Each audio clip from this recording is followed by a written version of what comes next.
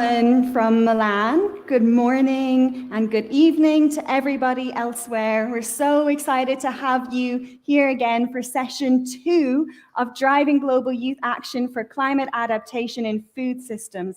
This session is all about mobilizing youth power towards COP26, the rise of a global movement, specifically youth movement. Now, we're so excited to have you here today because this event in itself is actually youth-led and youth-initiated. We have had some incredible young people actually organize the event, Stephanie and Doris and Leanne from CGIAR, and we have some incredible youth panelists in our first session and also in this session today. So I'd like to introduce you first to a campaign that launched in May called Act for Food, Act for Change. And this campaign was born out of the idea that we really need a global youth-led movement to transform food systems, specifically in the year that we're in right now. We've just had the United Nations Food Systems Summit. We have COP26 coming up. Right now we're in pre-COP. We have the Youth COP coming up, and we also have Nutrition for Growth at the end of this year. And we have less than 9 harvests to change food systems and act on climate. So Act for Food, Act for Change is a pledge to galvanize food system transformation towards 2030. Right now, we have over 100,000 pledges from youth and allies of youth across the globe to act for people and act for planet. But we also realized as a youth-led movement that we can't just have a pledge lying on the internet not doing anything. We needed action. So we created our Actions for Change, 17 actionable commitments and global priorities from youth across the globe. Right now we have over 50,000 votes on our Actions for Change, and these are from young people under the age of 30. So we can see what global youth priorities are, and we can also break down these global youth priorities into regional priorities. And we brought these global youth priorities to the United Nations Food Systems Summit. We're bringing them here today to pre-COP. We'll be in Glasgow for COP26, and we're also going to Nutrition for Growth at the end of this year to showcase the commitment of over 100,000 young people and allies of youth from right across the globe. So, what we really want to do is, because we have a hybrid event here today, we want to get to know you at home and what your priorities are and what your opinions are. So we have a really, really exciting interactive start to our event here today. We have a live voting via menti.com. And if we could get the instructions up on the screen for the Menti poll. Thank you so much. So you can scan using your phone, this QR code, but you can also go on to menti, menti.com, and put in the code 70307353, and you should come to your first question. So while we're waiting for everybody to come onto the Menti question, I'm going to just let you know what that first question is. In your opinion, what is the strength of youth in climate action? If we can get that question up on the screen as well, please. And we should have all your votes coming in, all your opinions. What we have right now is innovative thinking, energy to act, I love that, global connection. And if you have anything else that isn't there, you can put your opinions in the chat and we will collect those later as well. So we're really seeing a tie in innovative thinking and energy to act. I love that because those two are interconnected. Oh, energy to act has just got a bit more energized and it's up to 8. Wow, great. And if we could see the results of the poll, oh, it's back drawing again. Okay.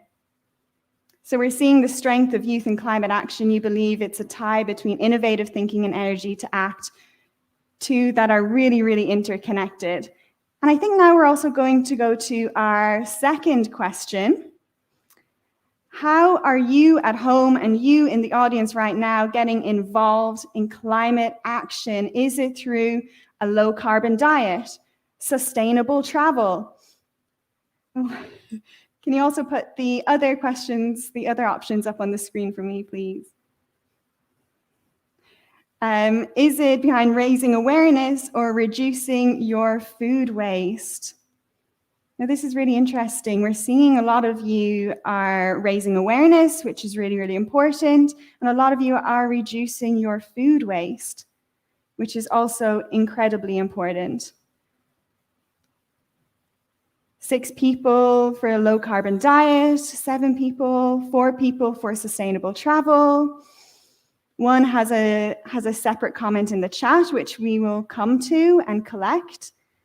But the majority of you are reducing your food waste, which is incredibly important to reduce greenhouse gas emissions, and also is really important when creating a sustainable and healthy planet for people and biodiversity. So I love that.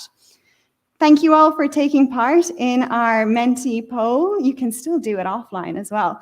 So please do get your votes in. So talking about being dynamic, we have a really dynamic panel discussion here for you today about the essential role of youth in driving climate action in food systems. So I'd like to introduce our incredibly dynamic panel. So we have Lawrence Haddad, who is the Executive Director at the Global Alliance for Improved Nutrition. Hi, Lawrence. It's lovely to see you again. I think you're coming in from the UK, are you? That's right, Sophie. Brighton. Yep. Lovely to have you here today. We have our second speaker, Thomas Tukar from the Netherlands, I believe. Hi, Thomas. Hi, good afternoon. Good afternoon. You are a youth and gender advisor in food systems at Wageningen University and Research, which is a really interesting collaboration of 2 sectors, which I'm really excited to hear from you from. Our next speaker is Domakatsu Sekoto. I have Nono in brackets. I hope that's okay if I can call you Nono. It is great to have you here today. I think you're coming in from South Africa. Brilliant. And you are a commercial farmer, agriculturalist, and lead of African Leadership for Agribusiness Network. Wow, an incredible title. And our 4th speaker here today on this incredible panel is Frederica Mattelio from Italy. We're in Italy today, but you're in Rome. You're a project manager for the FAO. Welcome, Frederica. Hi, Sophie. Hi to everybody. So excited to start this panel off. So our first question is to Lawrence. Lawrence, what are future partnerships? What kind of future partnerships would you like to see form in order to help facilitate the transformation of food systems by young people? Thanks, Sophie. Well, I come from the nutrition world, and we're always trying to get people to form alliances with nutrition. When we're most successful, we go to where they are. So if it's someone in the climate space, we don't say, come to nutrition, it's great here. We go to where they are. And I think the art of persuasion and alliance building is an away game, if you like. It happens in the other person's space. So with that in mind, I think the kinds of partnerships I'd like to see are the ones where we take food systems to youth movements. So youth movements like the Guides, the Scouts, 4-H, especially in local chapters in the areas most affected by climate change and poor quality diets. There are other kinds of youth organizations to connect with, One Youth Ambassadors, Global Citizen, World Youth Alliance, Restless Development. These are more development youth movements, but maybe they don't think about food and climate as much as they should or could. So that's the first group. The second group is we need to take youth to food systems players. So the first one was take food systems to youth organizations. The second one is take youth energy and agency to food systems. And I think youth leaders such as yourself and some of the people on this panel, did a brilliant job in the context of the UN Food System Summit, where you brought this energy and insight and innovation to CARE, to GAIN, to donors, to the UN, to businesses. And, don't stop doing that. I think the third and my final one, Sophie, the most important partnership really is partnerships that independently empower youth. It still feels to me like youth are too dependent on others to support them and fund them. Organizations like CARE and GAIN and SUN. Where I've seen youth movements that have been really successful is they've partnered with foundations that have given them funding independently. The Young Feminist Fund, Frida, is very successful. They have institutional funders, and they also have a lot of individual donations. So this gives them a lot of power and agency and independence, and they don't have to be beholden to other organizations who are sort of saying, come and join us. They can just say, they can say, let me in. So I think that third group is really important. Back to you, Sophie. Yeah, I think what you've mentioned about bringing that power back to young people is incredibly important, because I think when we look for funding and we look for support and we look for partnership, I think we sometimes can look at these agencies as kind of like ivory towers, like the places to be. And sometimes they're just not like that. I remember when I started out, when I was 14, being a food systems activist, I ended up in these big rooms and they weren't really where I wanted to be at all. But I felt like I needed to lean on some of those organizations to ensure that my ideas and my vision were pushed forward, and young people recognizing that the power is within themselves is an incredible act of individualism and agency that we do need to recognize.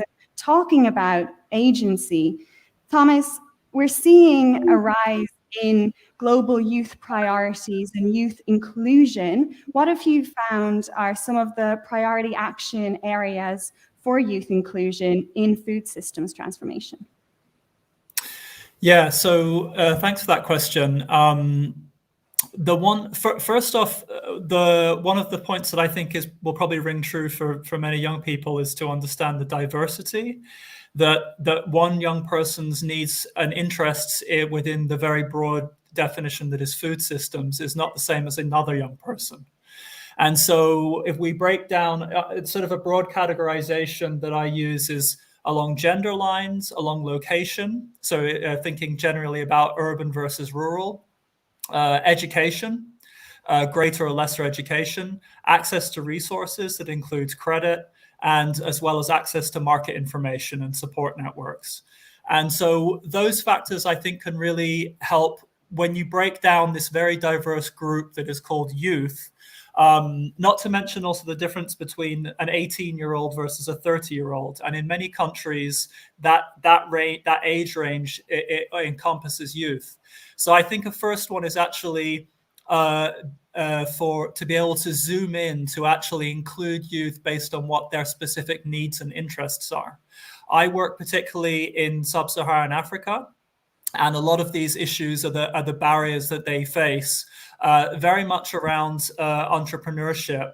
I think there's a lot of focus around employment, and I think there should be more emphasis around what is generally referred to as self-employment, but I think entrepreneurship actually means something else, which is looking for income so that there's to involve them in their short-term needs. I think people with a higher education have a degree of opportunity, although they can be supported more.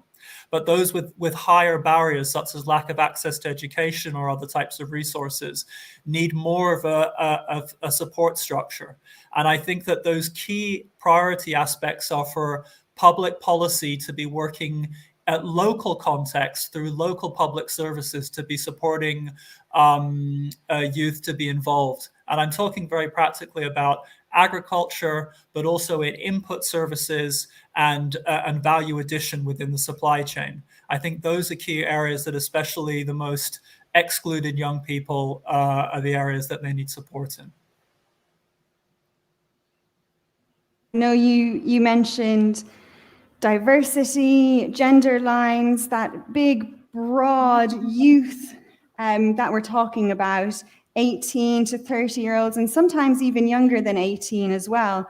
And Nono, when we talk about particularly young women, how do we ensure that the support that Thomas was talking about actually reaches marginalized farmers? And I'm going to add a second part to your question, if you don't mind. What kind of support do these people need? What do the support structures actually look like? Thanks, Sophie. So, I mean, the support would vary depending on the focus of the specific farmer, as well as the specific young woman. I mean, Thomas just gave you an idea that there's so many different types of categories of young people as well as women. It's the same as well. You don't have one solution for everyone. So if you're focusing on a farmer, which means somebody who already is on the land, is already kind of has some sort of production, their needs in terms of support is also very specific. And I think for women, I mean, as we know that especially young women, it's firstly for me, it's empowering them to actually know that they already have value, you know? And I think that's probably a big part of ensuring that women can actually succeed in a lot of things, because there's a lot of programs that actually invite women to participate. There's a lot of networks that are focused to, you know, empower women. But until the woman herself feels empowered and feels that she has the opportunity to do what is kind of available to her, then I think to me that's the first thing that's still quite lacking around our communities at the moment.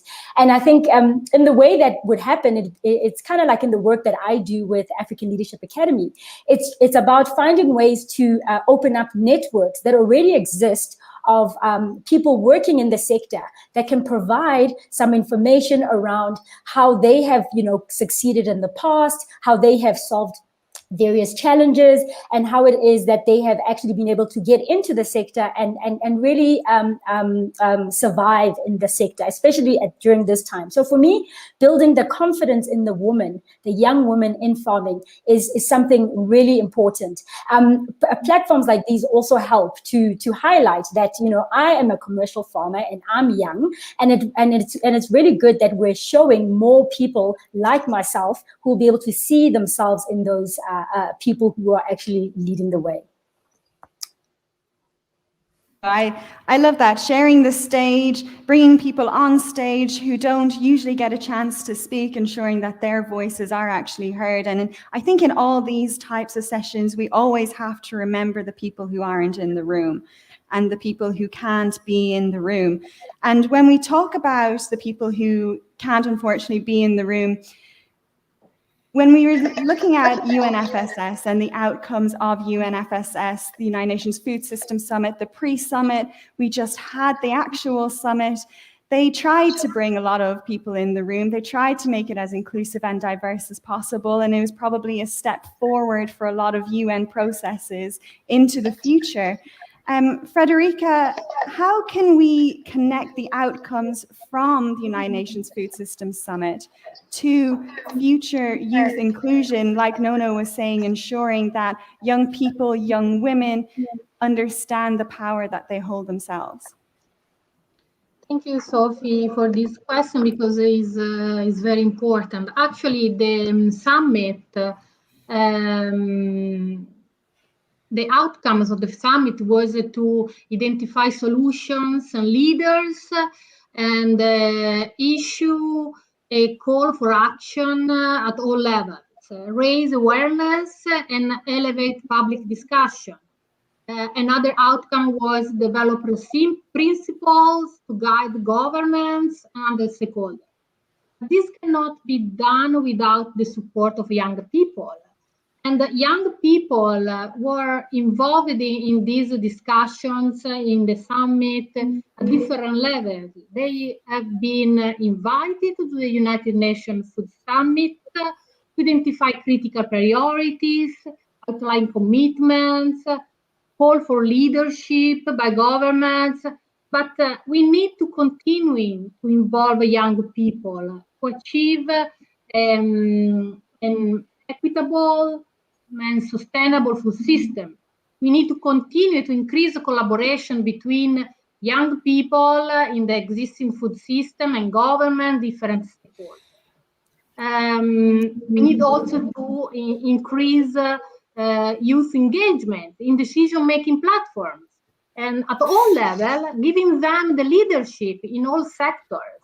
This can help not only young people to understand the system or to be awareness, to be empowered, but also can help governments, stakeholders, entities who have a different view. The view of young people can help on making different business. And one of the outcomes of the UNFSS was the creation of a system of follow-up and review to ensure that the summit's outcomes continue to drive new action and progress. But as I mentioned, this could be possible only if young people will participate as leaders in this system. But then we cannot stop only at the level of the global level. We need also to have the engagement of young people at the field level, in projects, in decision for strategies, at all levels. This will create new opportunities for young to reintegrate into agriculture with a new and better chance, I think. Youth opportunities, those spaces for youth engagement, and also remembering that young people can't do it all themselves, and young people remembering that these organizations, they need us. They can't do it without us either. So that intergenerational allyship is, I think, one of the most important things to be realized this year. We've heard a call to action from young people from the United Nations Food Systems Summit. We've heard their priorities, and we've heard that they want to be part of this system. And as we're going into COP26, Lawrence, what outcomes would you like to see from COP26 regarding commitment to youth engagement? And I'm also going to add a second part to this question for you. What would you like youth to do? What would you like youth to commit to? Thanks, Sophie. So I'd like to see two commitments coming out of COP26 around youth engagement. The first one I'd like to see is a commitment by powerful players to create space for youth. So lots of, what does this mean? That means sharing, that means inviting youth into places where decisions get made, in boardrooms, on councils, in debates as panelists, in debates as moderators like you are, Sophie. As a moderator, you are controlling the narrative of this discussion. That's very important. And in the media. So I think that's very important. But that means those organizations and power sources need to learn to share their power to grow the power of their cause. And I think a lot of organizations don't like to do that. They don't like to share their power to grow the power of their cause. They feel that somehow they will lose control. But what's the point of controlling something that's ineffective and small? You want to be a part of something that's impactful and big.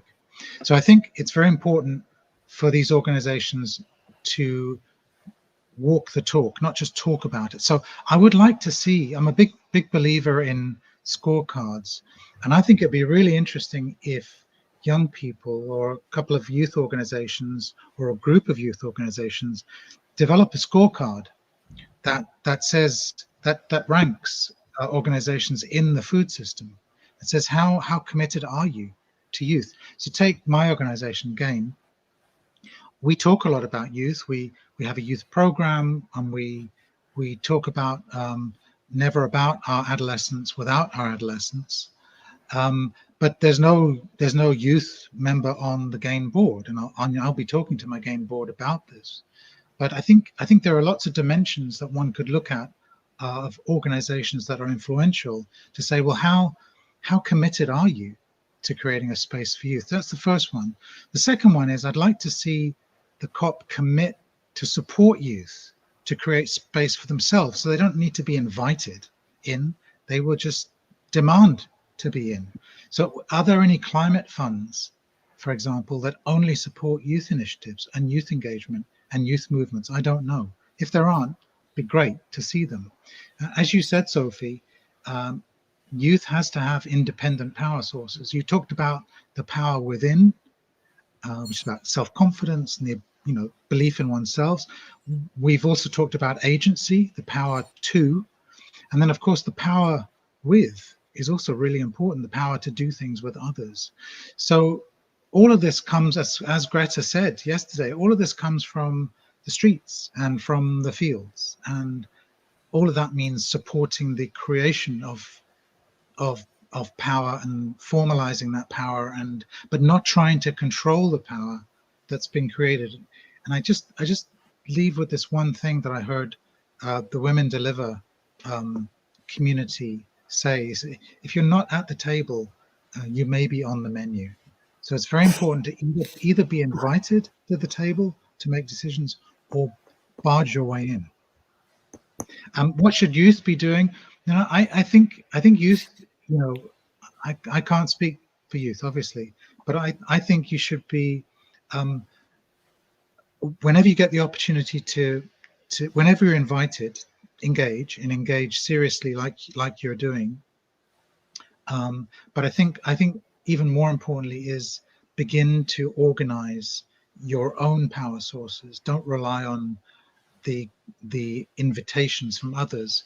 You want to be in a position, youth wants to be in a position where you are doing things and inviting others to join you rather than being invited to join others. So I think really important to create that power base, find some foundations that will get you going as an independent movement, and then begin to ask for membership fees, very small amounts of money, to develop your independence, and then that way you'll get people to really pay attention to you.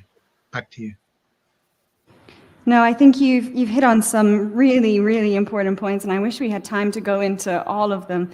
And I think what I'm going to really pull out of what you said is that power dynamic. And I think right now we do live in a society where young people are educated and made believe that leaning on other organizations and leaning on those big organizations is something that we should be happy to do and grateful to do. I think sometimes we lose the power in ourselves. And right now we're faced with so many challenges as young people. We have the rising cost of living. Youth across the globe can't afford food anymore. We have climate change, anxiety. Sometimes it feels like we're shouting into the void. And other times we're that youth box ticked off at events and conferences across the globe, and fighting that power dynamic is something that can be sometimes really, really difficult. And Thomas, coming to you, when youth are faced with all these challenges, and when we go to summits like the United Nations Food Systems Summit and COP26, can you give us a flavor of the challenges young people are facing in these kind of rooms? Sure. I'll just give a very quick response, being aware of time. I think a lot has just been said, so I don't want to repeat too much of that. Yeah, my main point about this was just to say that a lot of these sessions tend to be just a young person joining as a panel speaker, and I'm much more impressed by sessions where young people are actually setting up the agenda and setting the terms of the conversation. Those types of events I feel much more important, and I feel that just like what was said, is that agitating for that space and demanding more control is what's definitely needed. I'll leave it at that, though. Much, Thomas. That's a really, really important point.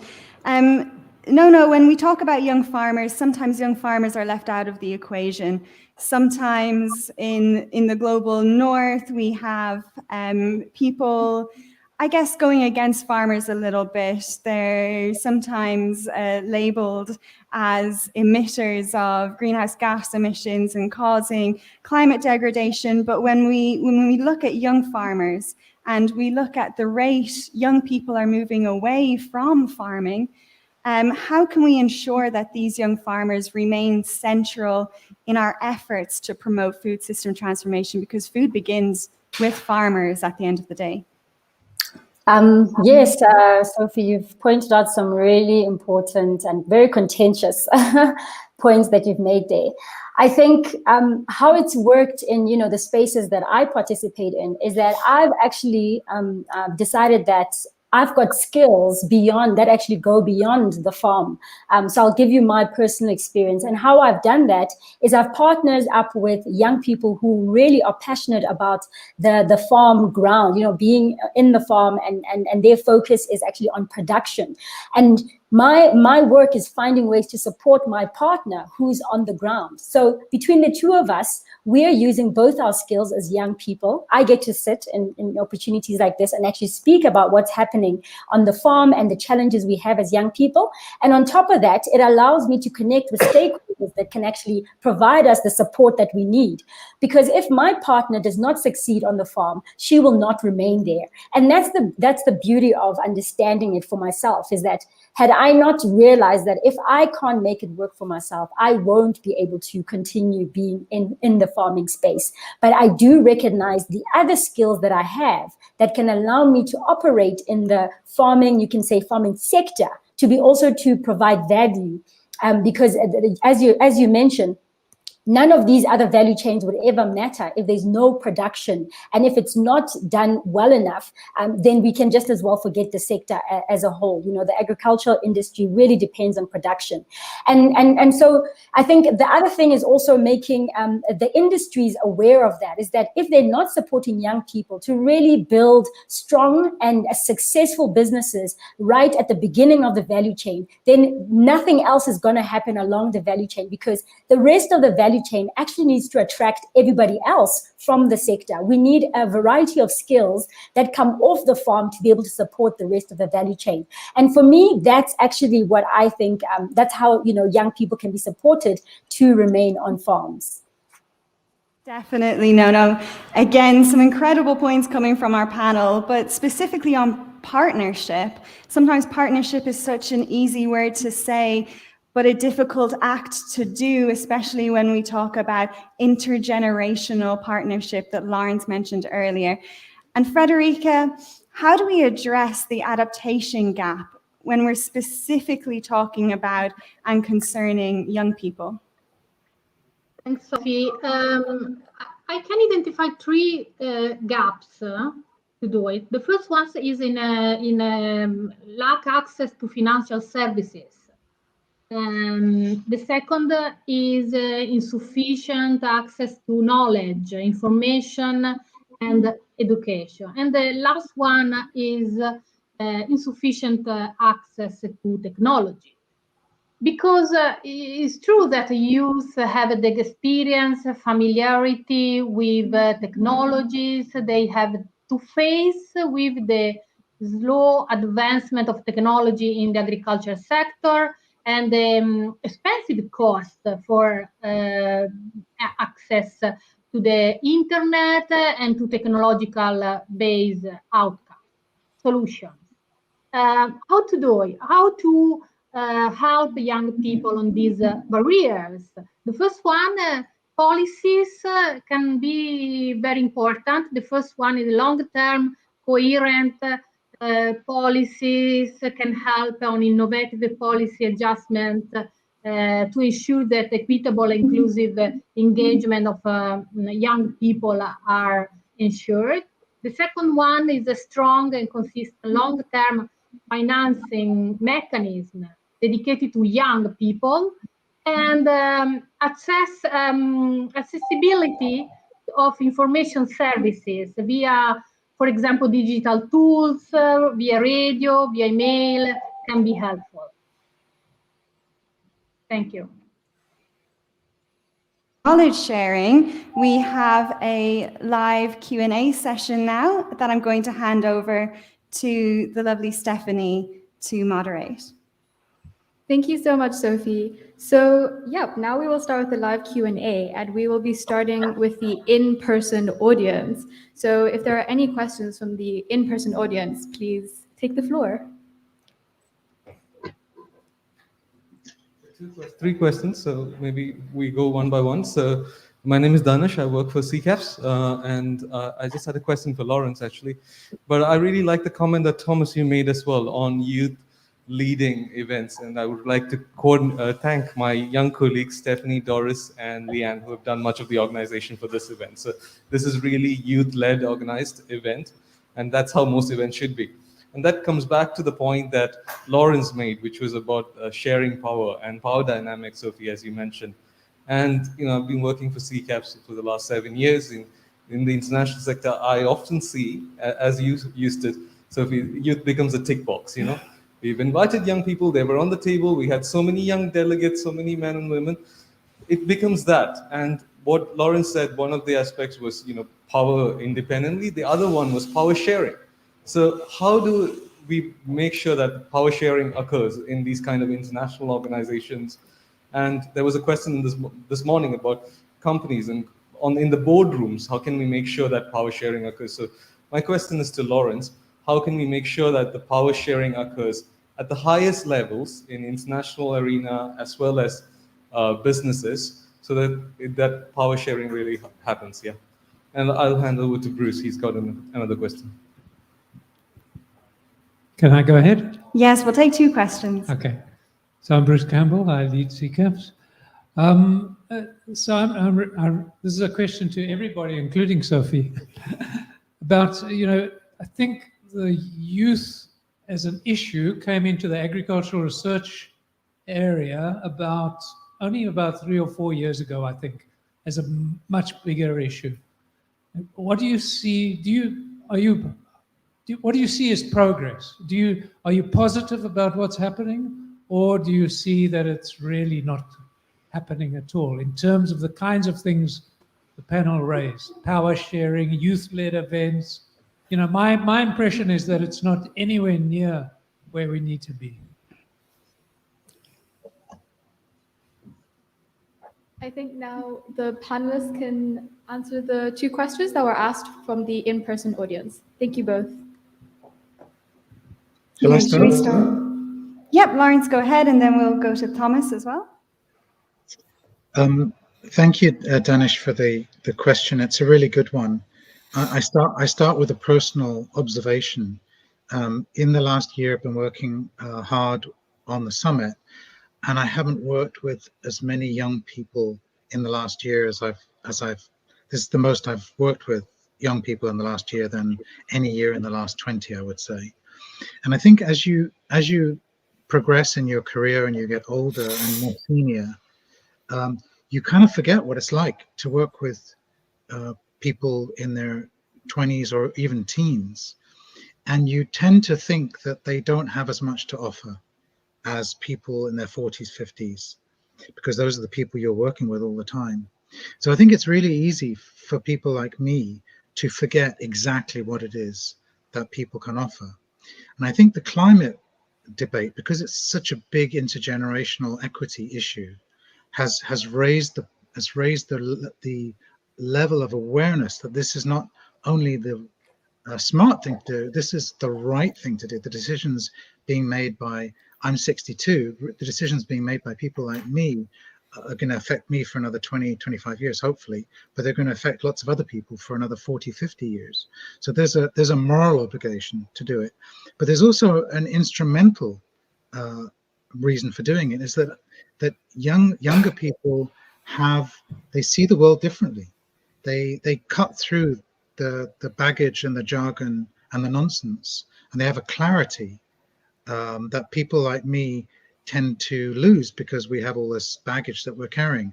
They have access to sources of innovation that I don't even know about. They have networks that I don't even know about. They have platforms that I don't even know about. So it's a moral issue and an instrumental issue as well. But you have to do it in a respectful, balanced, equals. I think allyship is exactly the right word that Sophie used. But to do all this, you have to change mindsets, and that's what panels like this, working with people. I often find that I never really know what someone's like until I work with them. So the more we get to work with younger people side by side, the more people like me begin to understand it's a moral imperative and also a thing that will help everybody achieve their goals. Back to you. Thank you so much, Lawrence. And I know Thomas wanted to come in, and then I might go to No to maybe answer Bruce's question. And I also don't want to put Stephanie on the spot, but Stephanie's currently studying in Wageningen University, and I think you might have something to offer to answer Bruce's question too, if you want to come in on it. So we'll go Thomas, No, and then go to Stephanie in the audience as well, if she's all right with that.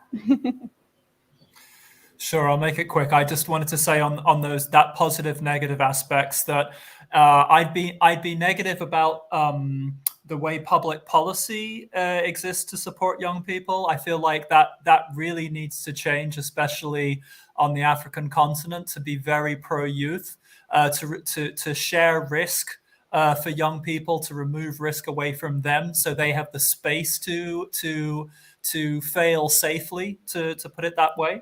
Where I'm very positive is the emergence and the growth and scale up of youth networks. And that's where an area that I think needs to be highlighted a lot more, that it's not just individuals or groups, it's also much broader groups of networks. The two obviously large ones that spring to mind, one is called YPARD, another is CSAYN, but there are many, many informal small networks, WhatsApp groups, Facebook groups. I think those could really be supported.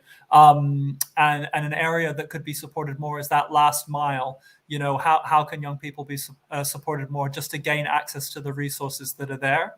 And I think digital platforms, I know in the one way it's been old. I mean, the internet's been around for 25 years, but I think new types of apps could really have the potential to create disruption and opportunities for young people. So in more areas, I'm positive than I am skeptical. Positivity, optimism, we love to hear it. No, over to you. Great, thanks. Those are great answers, actually. I'd just like to touch a little bit on one of them, and it's around these networks. Like, I mean, Thomas, you're very right.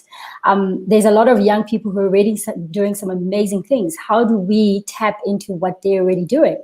It's through the networks that we are organizing, similar to what I'm doing with AL for Agribusiness Network. And it's really finding ways to connect young people to each other. The other, just to go back on Bruce, hi Bruce, actually I wonder if you remember me. I was supposed to do some work with you a few years ago, so it's been great to see you. And to answer your question around if youth, participation is increasing, I've been in the sector for 10 years, and I can tell you it's definitely, it may not be where it should be, but it's definitely on an increase. I sit in forums like this a lot more, which means I'm invited to a lot more discussions. I am, my opinion is sought after as a young person, with organizations when they are doing planning, when they are trying to think differently, they invite us. And so the work I've also been doing with the network is finding ways to connect a lot of these young people to these various stakeholders who are dying to discover and think differently in the way they do things. And I think for me, that's kind of the same point that was made earlier, to say it's about changing mindsets and building relationships. That's the first point of call, because if a mighty CEO can be in a room and feel like they can have a discussion about anything that we're talking about in the sector with someone who's already just gone out of school. So for me, those are the platforms we're building to make sure that those discussions can be had in a way where people don't feel under pressure, and it's not about these outcomes that are looked for. You first need to make sure sure we're building relationships so that we understand each other and are actually open to suggestions when they do come. And yeah, so I think for me, that's really important. And yes, Bruce, it is on the uptake. Putting together a conference next month for the AL for Agribusiness Network. Please find us on LinkedIn. And what's interesting about that, it took me forever to actually identify who am I going to get to sit on my panel, because I've got a lot of young people doing some amazing things across the continent. People make up, isn't it, over 50% of the youth population? So we're there in abundance and we're ready to act if we're not already acting. I know Federica wants to come in really quickly. We have under a minute left of this lovely Yeah, very panel. quickly, I want to be positive. I want to give a positive feeling in the audience. I'm more positive than negative because we are here. We in this panel and the audience, there are two different people, like me, mature people, let me say, and young people that are discussing together in a very open way. And this is a very positive situation, I think. We need to continue in this way. Thank you so much, Federica. Yes, we do need to continue this way. And it's about networks. It's about connecting youth.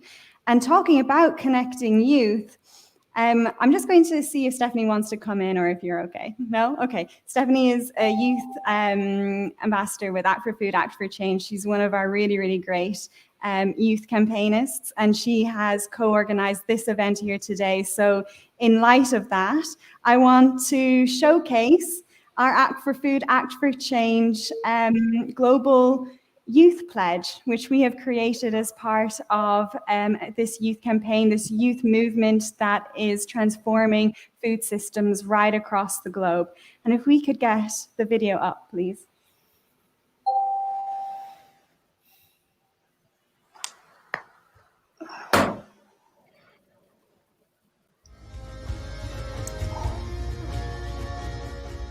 Hunger and malnutrition. Climate change. Unsafe food. Deforestation. Poverty. Soil erosion. Inequality. Human rights violations and abuses. Food systems adds to these problems. We are the future. The young. Generations. But our future is uncertain. Food. Environment. People. We're all connected. Our beautiful planet should nourish us. Food shouldn't kill us. Food doesn't have to cost the earth. Food can be a way to create. Not to destroy. To learn and to honor and to protect. Our past and our future. To build mutual respect. Fairness. Understand. Collaboration. We must act for food. And act for change. So we can have good food for all. We can pledge. We can act. We can change our world. Join the movement for better food systems.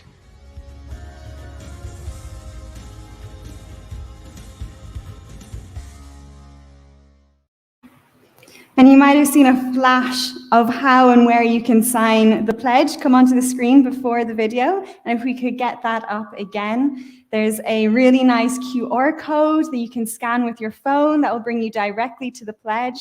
As I mentioned previously, we have over 100,000 pledges from young people and allies of youth from right across the globe on this pledge currently. But you can also follow the link, type the link into your browser, actionsforfood.org, and sign the pledge there. And don't forget, if you're under the age of 30, to also vote on your actions for change as we come to the end of 2030 and towards the end of the Sustainable Development Goals. And I would like to thank all our panelists for your contributions today and to our live audience for those incredible questions and discussions.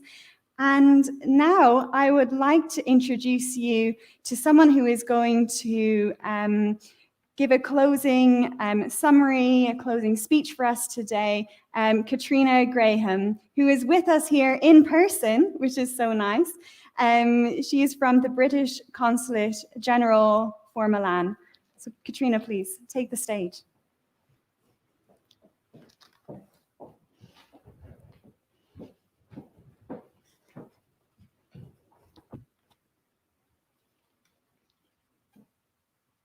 Thank you, Sophie. Can everybody hear me okay? Yes.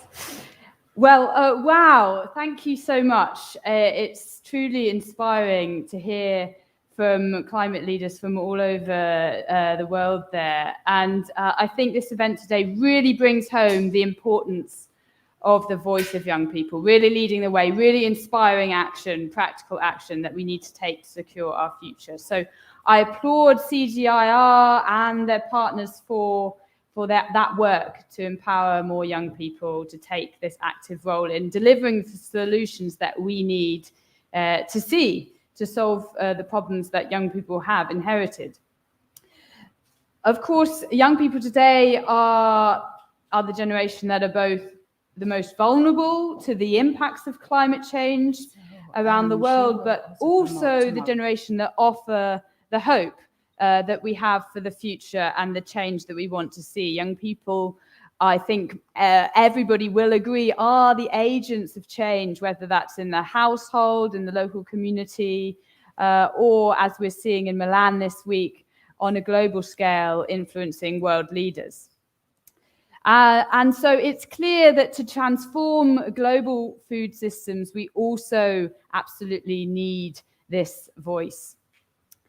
Today, right now, here in Milan, we have almost 400 young people who have traveled here from the 197 partners of the UN Framework Convention on Climate Change for the Youth for Climate event organized by the Italian government in partnership with the UK.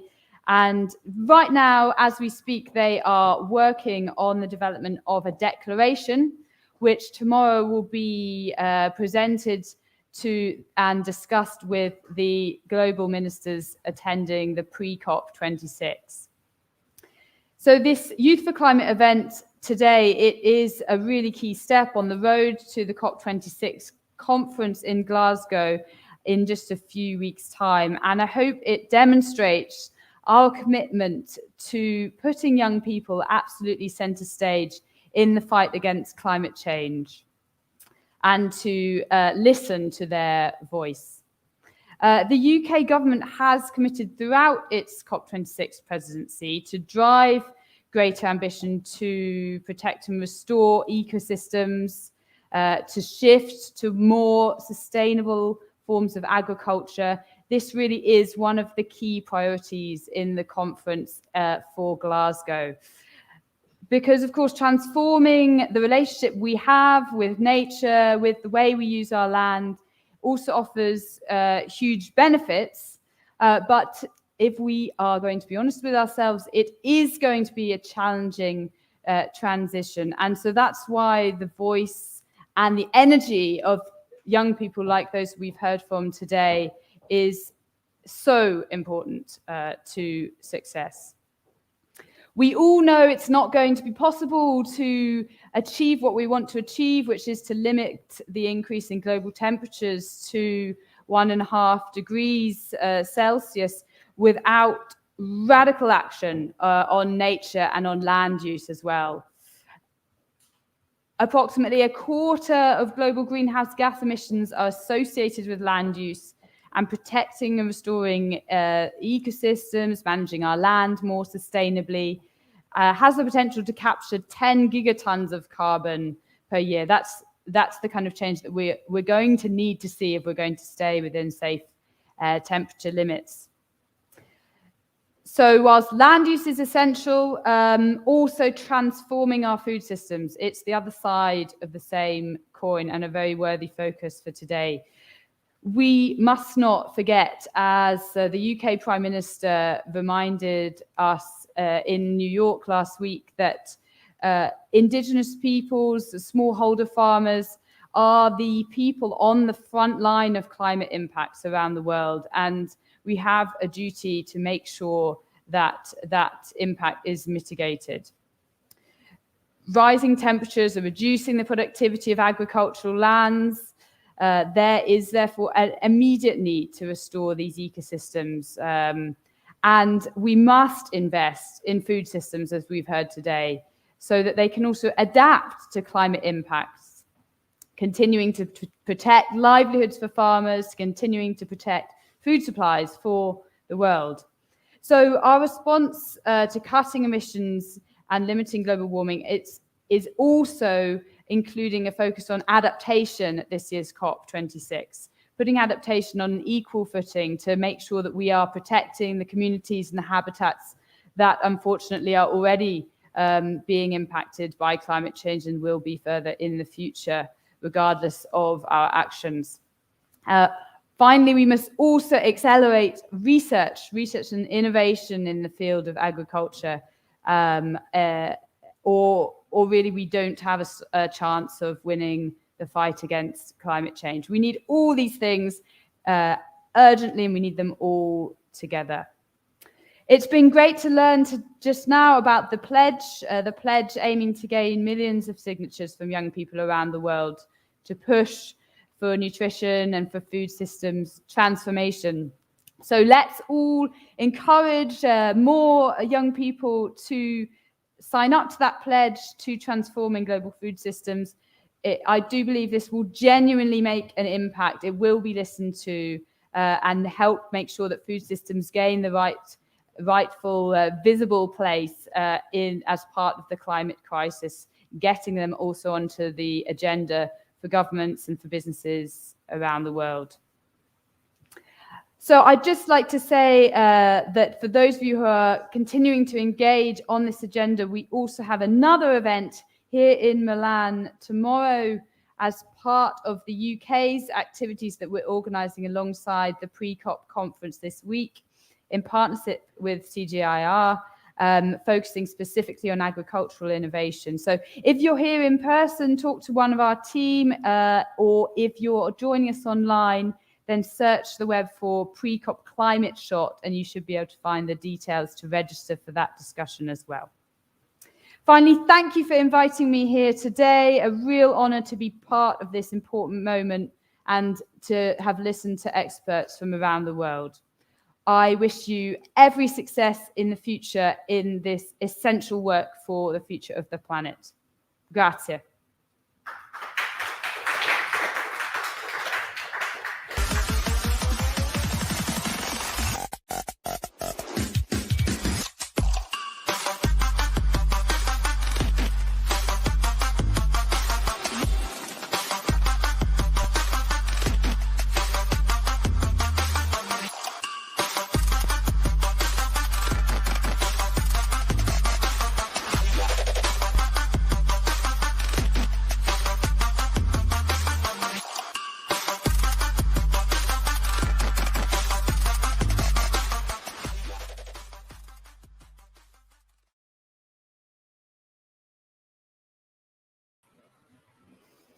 Thank you so much, Ms. Graham, for those really mobilizing and encouraging words. And it's always really, really important to hear from decision makers about your commitment to not only youth priorities, but also to climate action, especially in the year we're in. And thank you for highlighting the pledge. And I'm really excited about Climate Shot tomorrow.